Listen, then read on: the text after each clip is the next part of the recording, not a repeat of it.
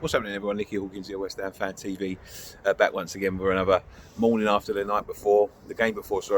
I wasn't on post-match pint or the watch along yesterday. We've got internet issues in our house, but I'm at work now, so I couldn't upload this.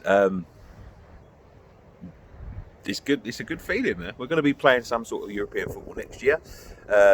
One more point, and we finish in the Europa League spaces. And it's as simple as that, really. It was a decent performance by the boys. It wasn't anything sort of to write home about, but they got the goals. We become more clinical in the second half. I've had a lot of fun this morning reading some messages that have been sent through from a Tottenham podcast or a forum, saying that even in our best season we can't finish above them, and etc. And they took so much pride, Spurs, in putting us down in our place, and they feel sorry for us, and some harsher language. And then they got beat by Aston Villa, and the roles have been reversed again and flipped. There's one more point and we finish above them. Look, I'm not going to get above my station. Spurs are a good side. They could quite easily go to Leicester next week and win, and we can quite easily go and lose. So I'm not going to get above my station, but it's such a good feeling because Champions League was a dream. It was an absolute dream to get into the Champions League, but it was just a step too far for the squad we had. And as I've reiterated all season, we just find a way. We find a way to win these games, and we find a way to pick up these results. We hit a bit of bad form at the wrong time, which you can't really complain about because we haven't done that all season, really. We've always been good at bouncing back. But we hit a bit of bad form at the wrong time. The squad depth just wasn't there.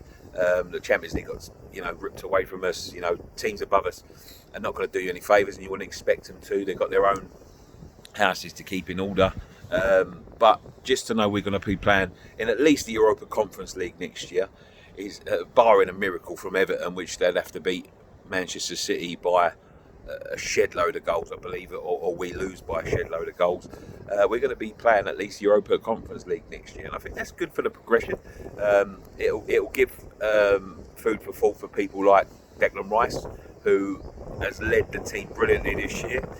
Possible Hammer of the Year. I think someone different's a bit Hammer of the Year, but that's not a detriment to Declan. I think the standards that he's set himself is, he's way and above anything we've got on and off the pitch. I think his standards are brilliant, and he's always going to be up there for the best player. But there are other teams that are a little bit, what's the word?